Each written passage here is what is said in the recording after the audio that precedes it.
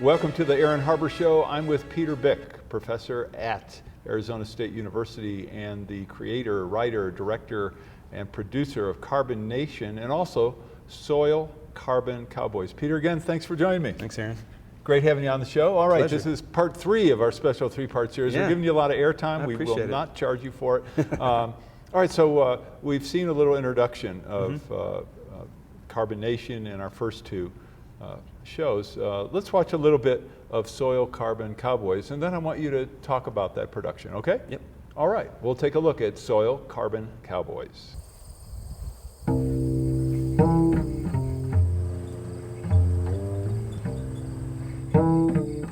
North Dakota, Mississippi, Saskatchewan, home to hundreds of thousands of cows.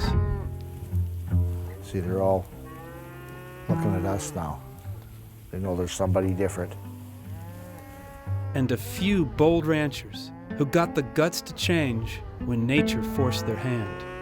When my wife and I went through the 4 years of crop failure, I'm sure I was not a pleasant man to be around in that it was extremely high stress.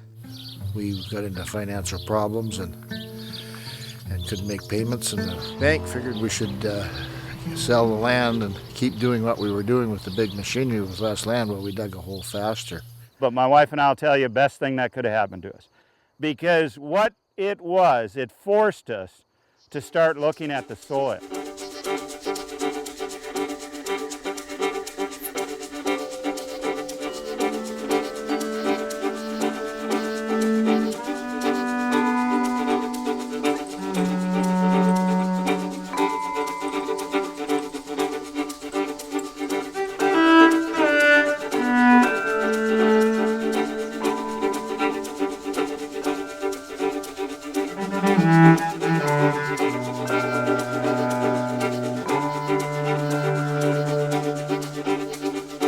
All right, so what was your motivation for Soil Carbon Cowboy? How did you come up with that name, by the way? It was buddy Joe and I were working on it. We just didn't have enough of the. We wanted soil carbon, but I was like, cowboys. Yes, I really like alliteration. So Carbon Nation, the film we talked about in the first 2 shows, is all about solutions to climate change. One of the biggest solutions we found was the soil, getting carbon back in the soil through organic farming and grazing. A real win-win. A real win-win, because the carbon was in the soil. A third of the carbon, maybe up to a third of the carbon that's warming our planet right now, is from soil. From our releasing it, Yeah. in terms of... Big ag and digging up the soil, plowing, things like that actually aren't so good for the life that's in the soil. Are you counting cow flatulence in that too, or I'm not? actually not counting methane in that.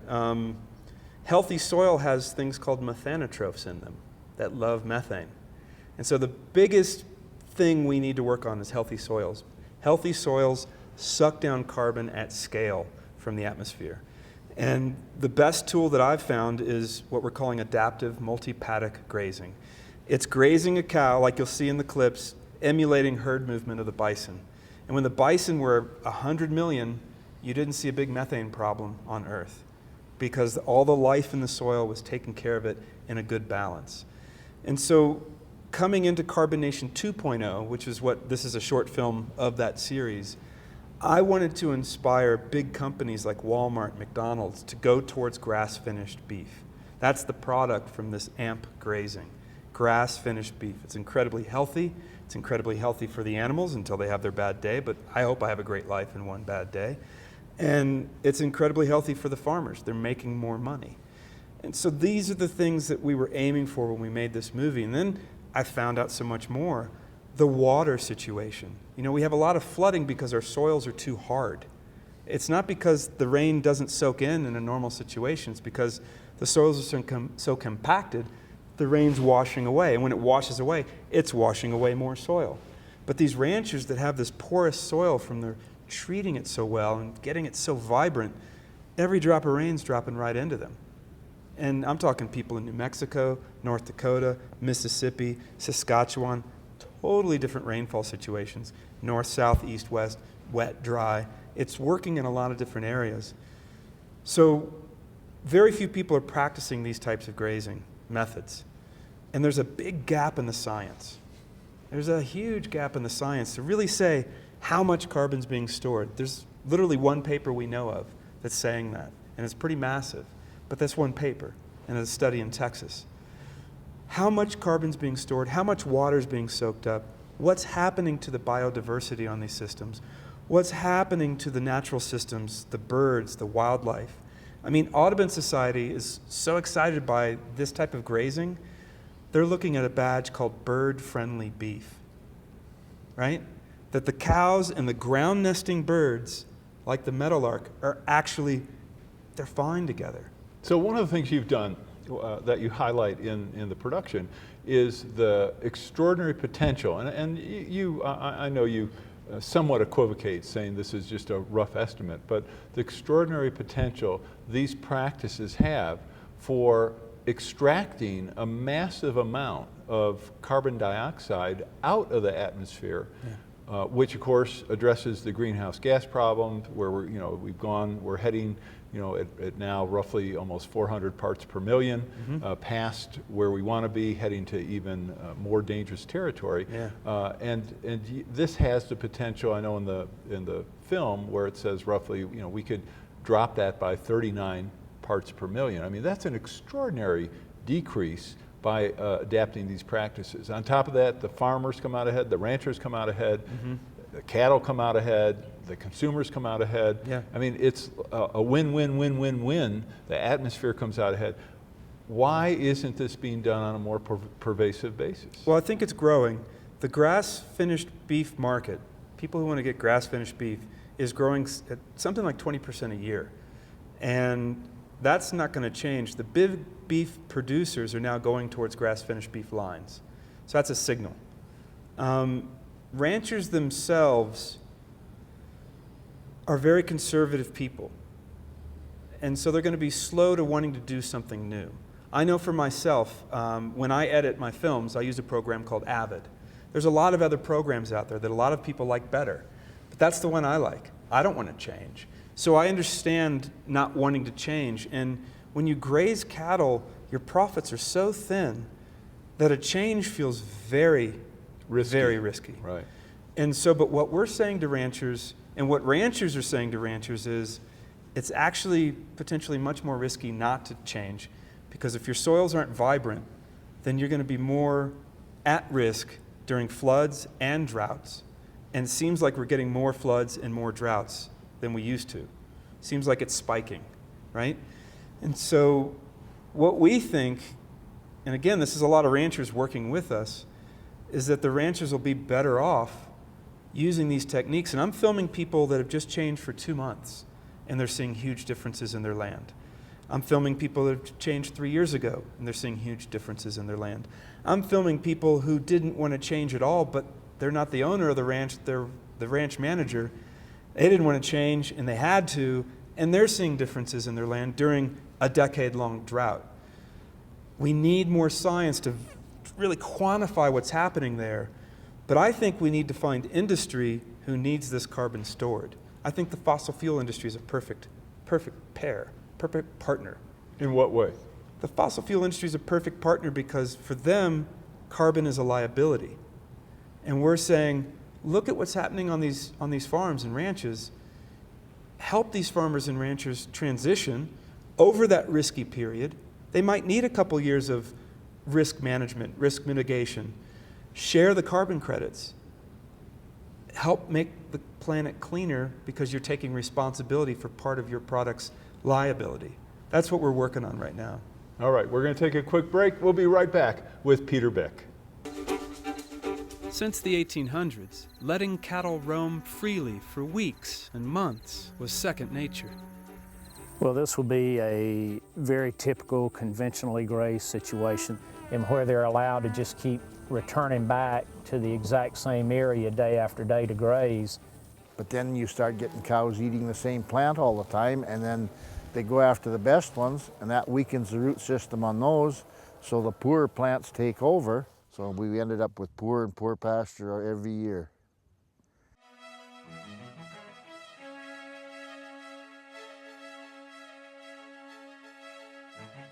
And I mean, even folks that were denying climate change when we started the movie, now say, okay, it's happening, but there's nothing we can do because China's putting out so much CO2 anyway.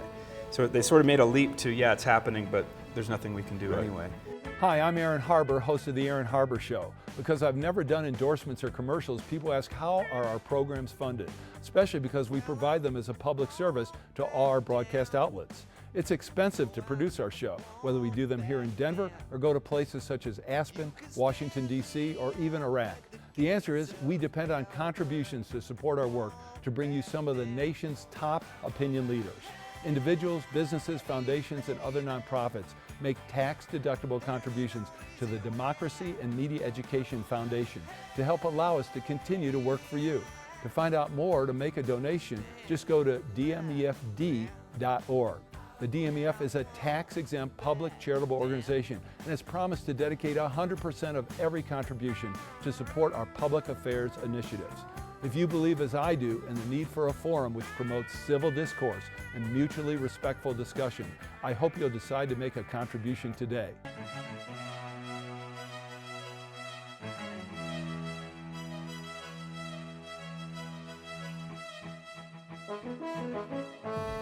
Our prairie soils were formed by large herds of bison, elk.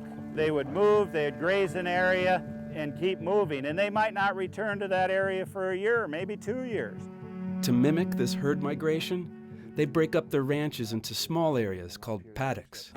I'm going out to set up a temporary fence to make a small paddock of 1 acre or less. So I hang a bat latch on the permanent post, and 12 feet away I found a temporary post and string my wire across, and then I come back and put my step-in pigtails in. And then I go put electricity in the fence, and that's it. I can put one up and down 1/4 mile in 18 minutes.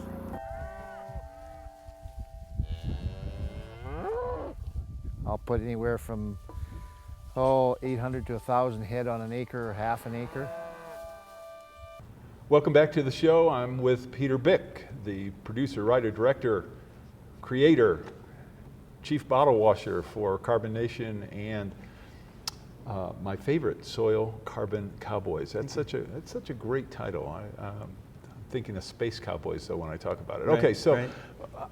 So what would we have to do in terms of those practices, those new practices in terms of farming and ranching, to have the kind of impact, the potential to achieve that potential? Compare where we are today to where we would have to be. Give us some sense. Give you some numbers. Right. So in this paper that Dr. Richard Teague did in Texas, he's with Texas A&M, they found that the folks who are doing the adaptive multi-paddock grazing, the AMP grazing, are sequestering 3 tons of carbon per hectare per year more than the conventional grazers.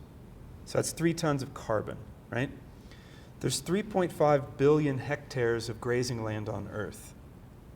If we just got 1 ton of carbon into each one of those hectares on Earth, we would neutralize the excess carbon that humans are emitting annually. So we would automatically be at a steady state, a static Just level. about. All right. So, but that's 100%. It's a huge thing, but it's only 1 ton. And so he got 3 tons in Texas with 35 inches of rain. We're thinking we're going to get more than that in different areas. So it's not a question of doing it on all those 3.5 billion hectares. That would be impossible. But if we did it on a quarter of them? So we're looking at all those numbers, and that's why we need the science to really understand that. We're talking about a really cool pilot project to get that science, to get a lot of carbon in the ground, and to really prove it at scale. So our science and business is all coming together. So it's not just a film. It's actually practical, scientific business pilot that we're getting off the ground right now as a result of the film.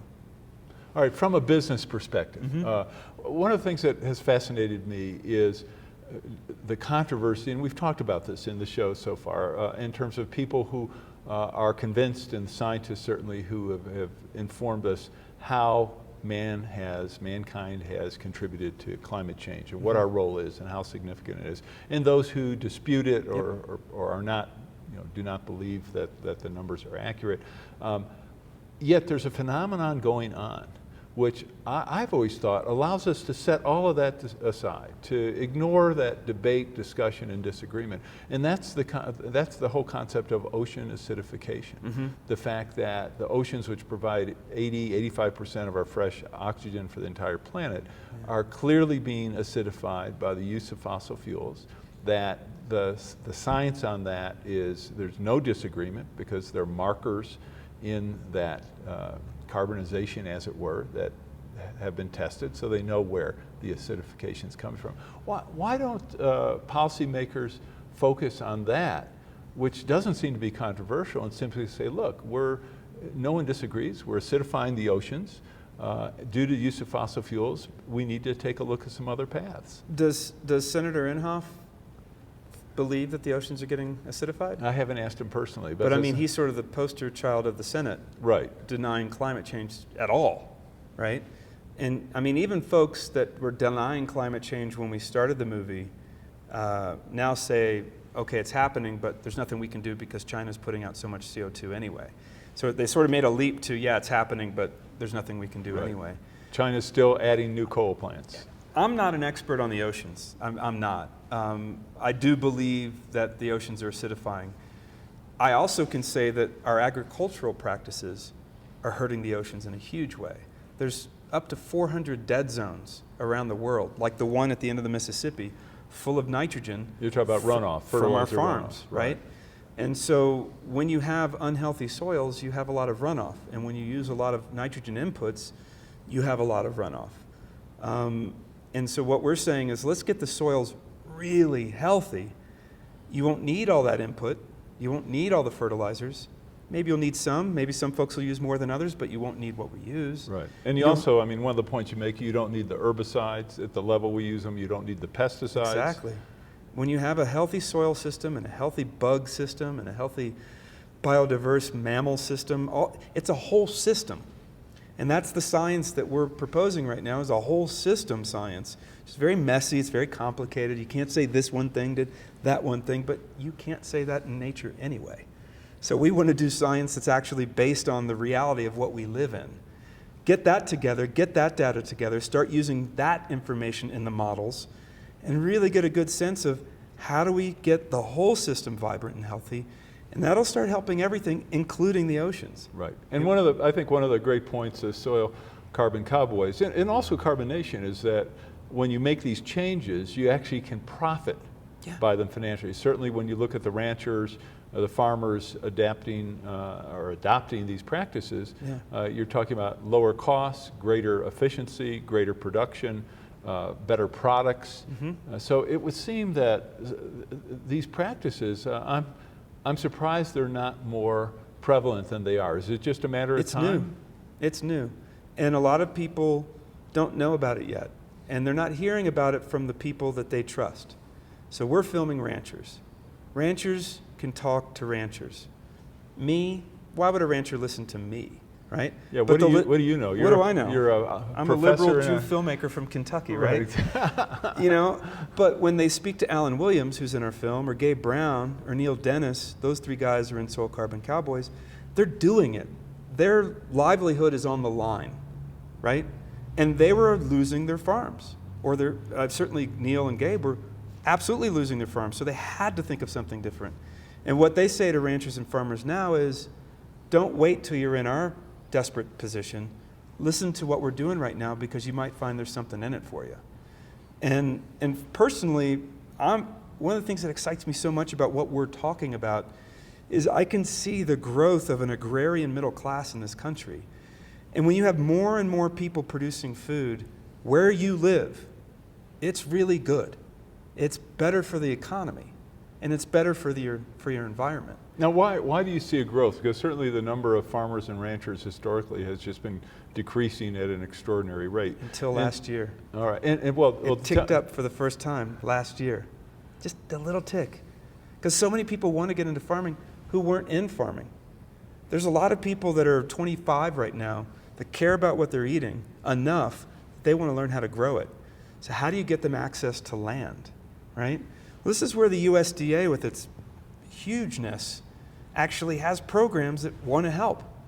And this whole idea that we have to have bigger and bigger and bigger and bigger farms to produce cheaper and cheaper and cheaper food isn't necessarily the best thing for people. Well, but why wouldn't a large-scale operation, a corporate, big ag as it were, why wouldn't they want to adopt these practices as well? I think that's a good question.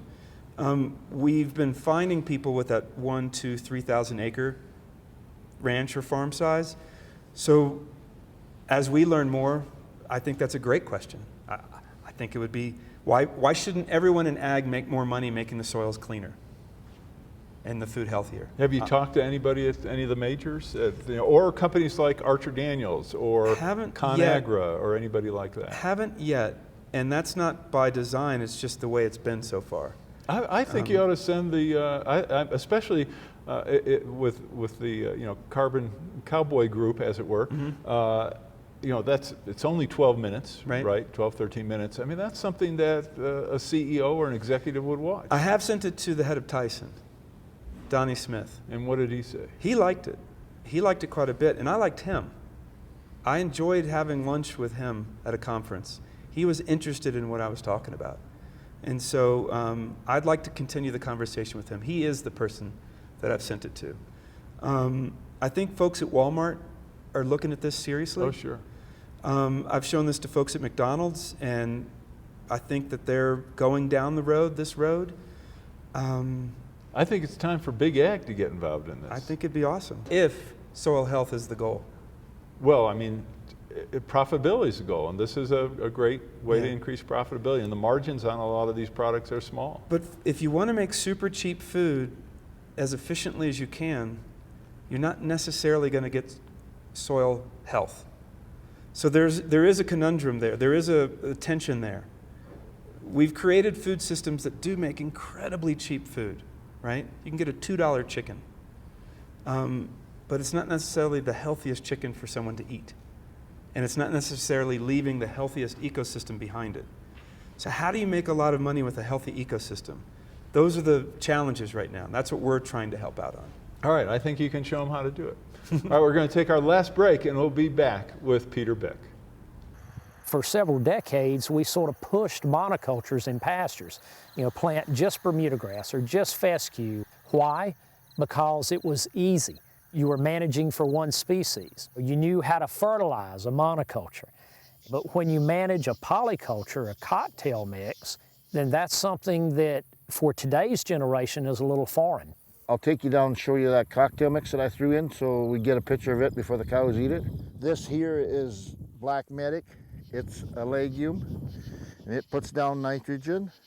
This species right here is called hairy vetch. Very high in protein. It'll be over 30% protein. I got sunflowers, corn. This plant here is called Phacelia. That flower attracts the pollinators, and we want the pollinators in our system. I get one change, it would be the soils. It would be that every farmer is tasked and rewarded for getting themselves the healthiest soil possible.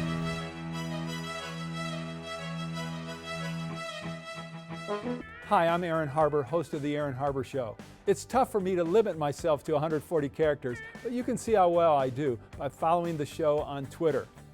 Follow me at @Aaron Harber.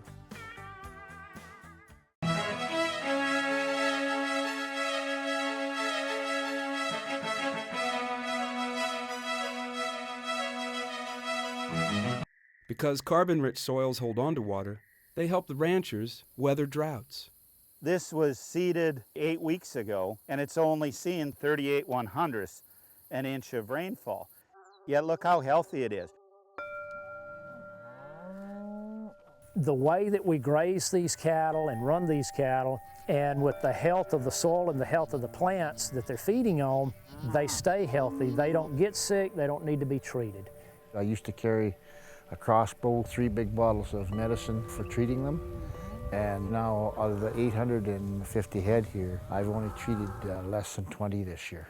Welcome back to the show. This is the end of part 3 of our special 3-part series with Peter Byck. Peter, one of the things that you don't address, and I'm curious why, is, and we don't hear a lot of discussion about this. We did 20, 30, 40 years ago, is the concept of just consumption of a growing population, whether it be in the United States or China, India, Brazil, whatever you want.